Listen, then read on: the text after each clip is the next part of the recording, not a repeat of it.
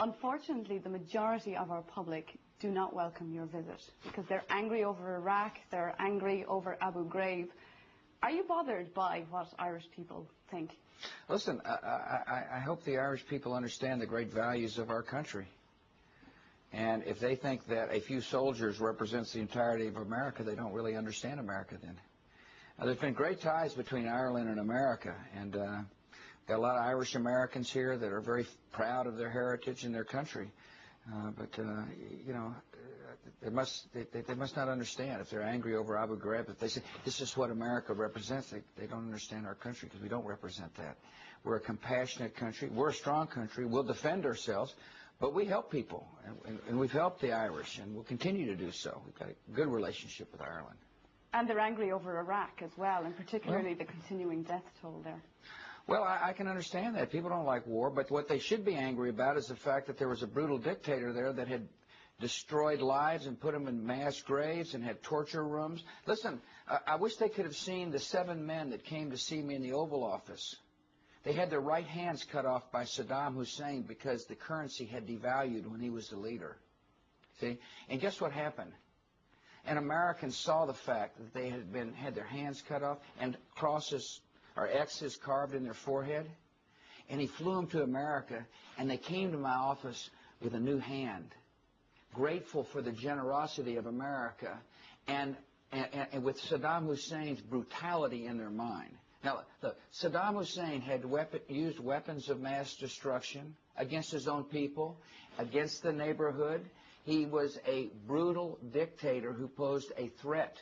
Such a threat that the United Nations voted unanimously to say, Mr. Saddam Hussein... Indeed, Mr. President, but you didn't find the weapons of mass destruction. May I finish?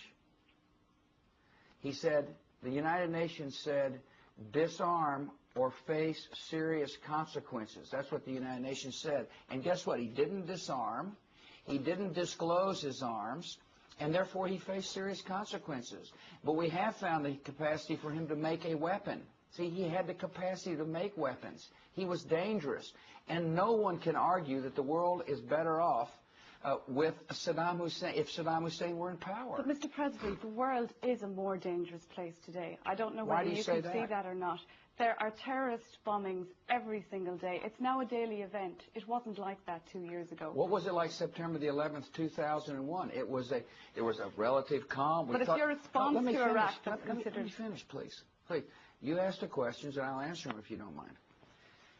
On September the 11th, 2001, we were attacked in an unprovoked fashion. Everybody thought the world was calm. And then there had been bombings since then. Not because of my response to Iraq. There were bombings in Madrid. There were bombings in Istanbul. There were bombings in Bali. There were killings in Pakistan. Indeed, Mr. President, and I think Irish people understand that, but I think there is a feeling that the world has become a more dangerous place because you have taken the focus off Al-Qaeda and diverted into Iraq. Do you not see that the world is a more dangerous place? I saw 4 of your soldiers lying dead on the television the other day, a picture of 4 soldiers just lying there without their flag. Listen, nobody cares more about the death than I do. Is there a point at which... Let me finish, please, please. Let me finish, and then you can follow up if you don't mind. Nobody cares more about the deaths than I do. I care about it a lot. But I do believe the world is a safer place and becoming a safer place. I know that a free Iraq is going to be a necessary part of changing the world. Listen, people join terrorist organizations because there's no hope. And there's no chance to raise their families in a peaceful world where there is not freedom. And so the idea is to promote freedom and at the same time protect our security. And I do believe the world is becoming a better place, absolutely. Mr. President, you are a man who has great faith in God. I've heard you say many times that you strive to serve somebody greater than yourself. Right. Do you believe that the hand of God is guiding you in this war on terror? I think that my relationship with God is a very personal relationship. And I turn to the good Lord for strength. And I turn to the good Lord for guidance. I turn to the good Lord for forgiveness. But the God I know is not one the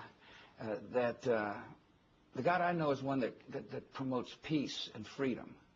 And but I get great sustenance from my personal relationship. That doesn't make me think I'm a better person than you are, by the way.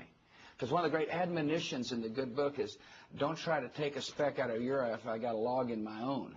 You're going to meet Bertie Ahern when you arrive in Shannon Airport tomorrow. Yeah. I guess he went out on a limb for you, presumably because of the great friendship between our two countries. Can you look him in the eye when you get there and say, it will be worth it, it will work out? Absolutely.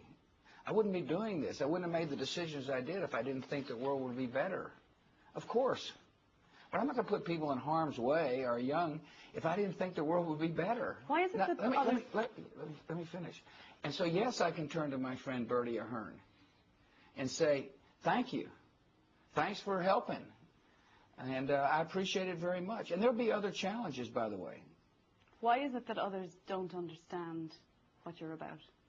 I don't know. History will judge what I'm about. But I'm the kind of person, I don't really try to chase popular polls, popularity polls. My job is to do my job and make the decisions that I think are important for our country and for the world. And I argue strongly that the world is better off because of the decisions I have made, along with others. America's not in this alone. One of our greatest allies of all in the world is your neighbor, Great Britain. Tony Blair's been a strong advocate for not only battling terrorists, but for promoting freedom, for which I am grateful. Let me say one other thing about America that your viewers must know, is that not only are we working hard to promote security and peace, we're also working to eradicate famine and disease.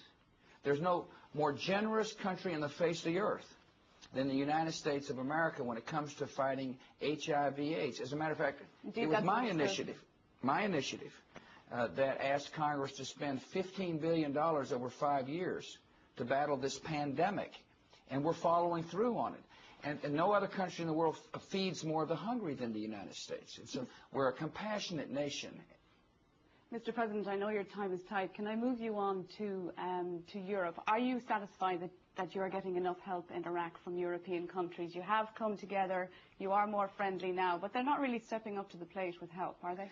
Well, I think, first of all, most of Europe supported the decision in Iraq. Really what you're talking about is France, isn't it?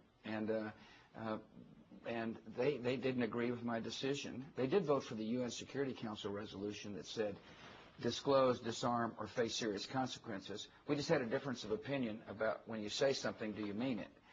But nevertheless, there's no doubt in my mind, President Chirac would like to see a free and democratic and whole Iraq emerge. And same in Afghanistan. They've been very helpful in Afghanistan. They're willing to forgive debt in Iraq. But most European countries are very supportive and are participating in the reconstruction of Iraq. And how do you see the handover going? The next few weeks are going to be crucial. Can democracy really flourish with the violence that's going on? 100 Iraqis dead today, Mr. President. Yeah, no, I don't like death either. I mean, you keep emphasizing the death, and I don't blame you. But all that goes to show is the nature of the enemy. These people are willing to kill innocent people. They're willing to slaughter innocent people to stop the advance of freedom. And so the free world has to make a choice. Do we cower in the face of terror, or do we lead in the face of terror? And I'm going to lead in the face of terror. We will not let these terrorists dash the hopes and ambitions of the people of Iraq. There's some kind of attitude that says, oh gosh, the terrorists attack, let's let the Iraqis suffer more. We're not going to let them suffer more. We're going to work with them. And I'm most proud of this fella, Prime Minister Alawi. He's strong and he's tough. He says to me, Mr. President, don't leave our country. Help us secure our country so we can be free. Indeed, Mr. President, just to get back to that, can I just turn to the Middle East? Sure. You will be discussing at the EU summit the idea of bringing democracy to the broader Middle East. Right. Is that something that really should start, though, with the solving of the Israeli-Palestinian crisis? Well, I think, first of all, you've got a democracy in Turkey. You've got a democracy emerging in Afghanistan. You've got a democracy in Pakistan. In other words, but shouldn't that be on the top of the list? Please for a minute, okay? It'd be better if you let me finish my answers, and then you can follow up if you don't mind. And what I'm telling you is that democracy can emerge at the same time that a democracy can emerge in the Palestinian state. I'm the first American president to have called for the establishment of a Palestinian state. The first one to do so. Because I believe it is in the Palestinian people's interest. I believe it's in Israel's interest. And yes, we're working, but we can do more than one thing at a time. And we are working on the roadmap with the quartet to advance the process down the road. Like Iraq, the Palestinian and the Israeli issue is going to require good security measures. And a bit more even-handedness from America? And we're working on security measures. In America, I'm the first president to ever have called for a Palestinian state. That's, to me, sounds like a reasonable, balanced approach. And but I will not allow terrorists to determine the fate, as best I can, determine the fate of people who want to be free. Mr. President, thank you very much for talking to us. You're welcome.